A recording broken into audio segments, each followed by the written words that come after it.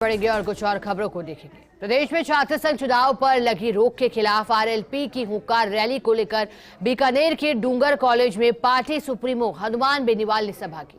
सभा के बाद फर्स्ट इंडिया न्यूज से बातचीत में हनुमान बेनीवाल हरियाणा की जेजेपी पार्टी पर जमकर बरसे और कहा कि दुष्यंत चौटाला तो अपने ही परिवार से लड़ रहे हैं। बेनीवाल ने भाजपा पर भी निशाना साधा, कहा कि केंद्रीय कानून मंत्री पर तो उनकी पार्टी के नेता ही आरोप लगा रहे हैं।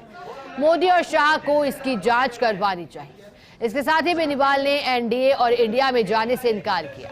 वहीं राजस्थान विधानसभा चुनाव को उन्होंने 2024 का सेमीफाइनल बताया।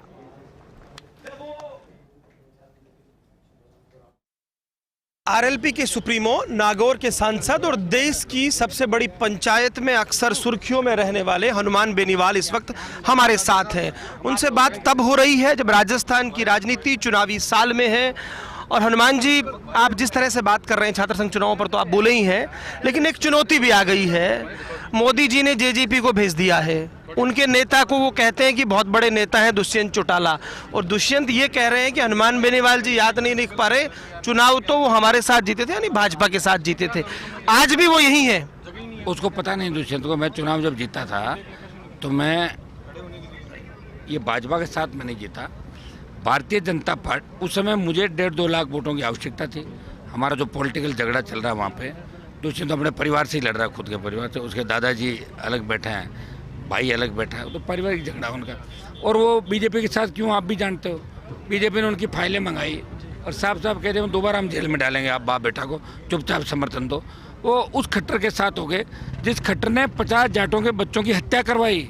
जो आंदोलन कर रहे थे जाट आरक्षण का, 50 बच्चों के सीने पे गोलियां मारने वाली सरकार को समर्थन देके, ये किस बात से यहाँ कह रहे हैं? ये कुछ नहीं इनके पास, यहाँ किसी सीट पे कोई जमानत भी इनकी नहीं बचेगी।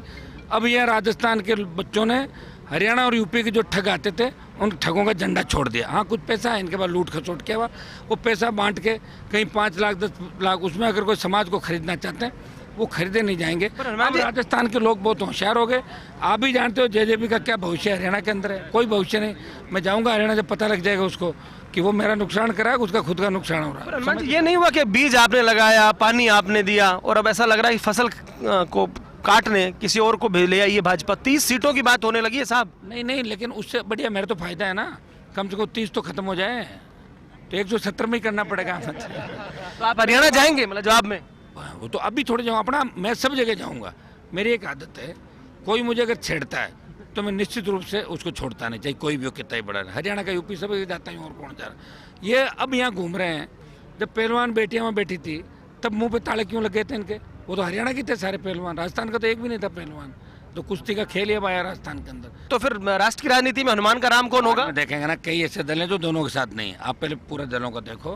पहले 23 का सेमीफाइनल होगा और 24 का फाइनल होगा। उसमें हो सकता है कि ऐसी परिस्थितियां बने, लेकिन 23 हमारे लिए चुनौती है, राज्य हमारे लिए चुनौती है, और देश में हमें क्या करना है। क्योंकि मोदी से भी जब गठबंधन किया था मैंने 19 के अंदर, तब प्रदेश के जवानों की राय ली थी कि गठबंधन कांग्रेस से करेंगे, भाजपा से। इनका भाजपा से। और शुक्रिया। तो देखिए, ये थे हनुमान बेनीवाल जिन्होंने कहा कि वो भाजपा कांग्रेस के साथ नहीं जाएंगे। खुशहाल राजस्थान की बात कर रहे हैं, साथ ही साथ जेजेपी पर उन्होंने खासतौर पर निशाना साधा और कहा कि मैं किसी को छेड़ता नहीं हूं और मुझे कोई छेड़ता है तो मैं छोड़ता नहीं हूं। इशारा साफ है, हरियाणा में जाने की बात वो करते नजर आए। कैमरा पर्सन गुलाम रसूल के साथ Lakshman Raghav, first India news, Bikaner.